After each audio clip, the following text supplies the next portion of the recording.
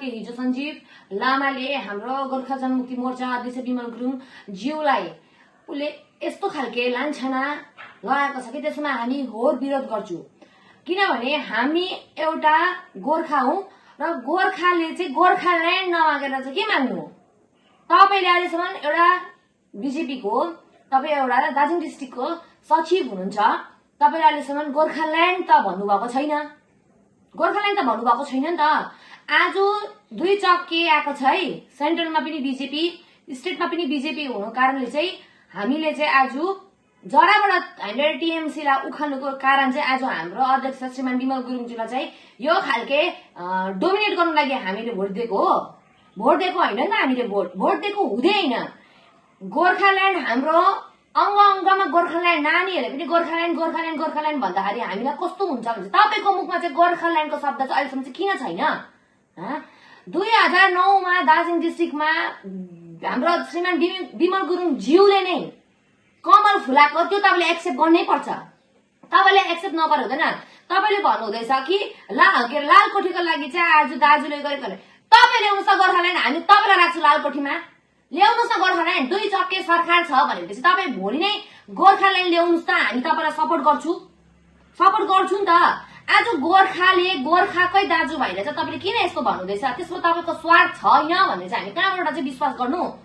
तपाई पनि स्वार्थमै तपाईले आज हाम्रो बीजीलाई चाहिँ यो खालके लान्छना लाउनु हुँदैछ।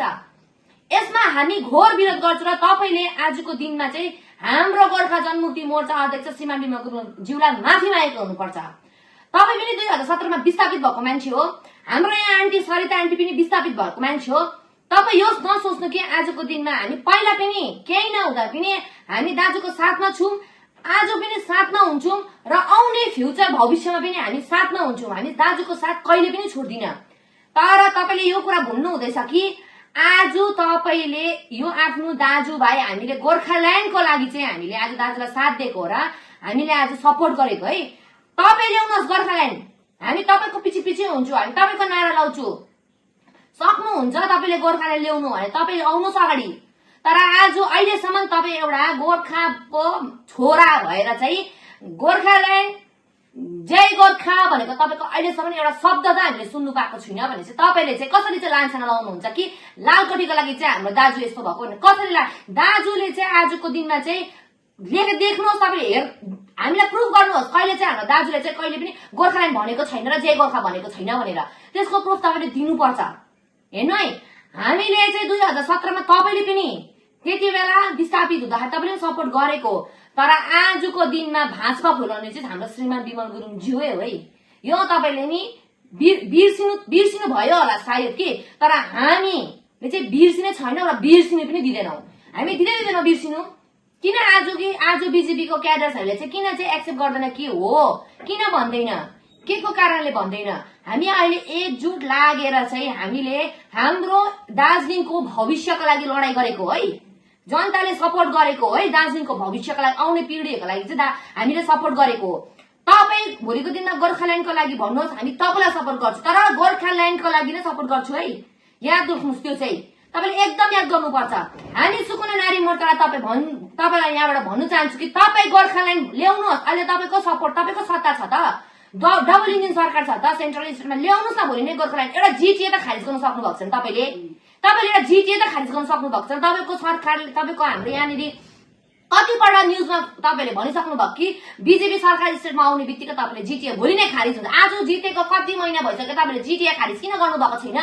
जिटिए खारिज गरेको तपाईले यति त तपाईले गर्न सक्नु भएको छैन। तर जो गोर्खा छोराले चाहिँ आज हाम्रो श्रीमान विमल गुरुङ ज्यूले चाहिँ आज गोर्खाल्यान्डको लागि बोल्दाखेरि चाहिँ तपाई किन तपाईको लागि तपाईले किन दबाउनु हुँदैछ? तपाईको दबाउनुको रिजन के हो? तपाईले साथमा साथ दिनुपर्ने हो कि आज तपाईको सरकारसित आएको छ साथमा साथ दिनुपर्ने हो कि हाम्रै दाजुभाइलाई चाहिँ आज तपाईले यो यस्तो लान्छना गर्नु हुँदैछ? आफ्नै दाजुभाइले किन खैरो खन्नु हुँदैछ? त्यसको जवाब हामीले चाहियो। तपाईको सरकार आएपछि हिट एन्ड रन सिलगढीमा भएको हाम्रै गोर्खा भाइलाई त हिट एन्ड रन हुँदाखेरि तपाईले एक वचन तपाईले यो कुरा बोल्नु भएको छैन भनेपछि आज हाम्रो दाजुले चाहिँ गोर्खाल्यान्डको लागि लडाई गर्छ भने तपाई किन उसको पछि पर्नुहुन्छ? त्यसको हामीले जवाब चाहियो। नक्सलबारीमा हाम्रो भाइलाई हिट एन्ड रनको उयसमा चाहिँ तपाई किन बोल्नु भएको छैन? किन तपाई गोर्खा छोरा हैन?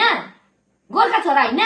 किन उसको अनदेखा गरेर चाहिँ आज हाम्रो माग, हाम्रो गोर्खाल्यान्डको लागि चाहिँ आवाज उठाउने मान्छेलाई पहिला 2017 मा हाम्रै मान्छेले धोका दियो। अहिले तपाईँ पनि डबल अनितको जस्तै पाराले हुँदैछ है। अनित थापाले जस्तो खालके कूटनीति गरेर चाहिँ हाम्रो मागलाई दबायो नि, त्यसरी तपाईको नि तपाईले पनि त्यही गर्नुहुँदैछ।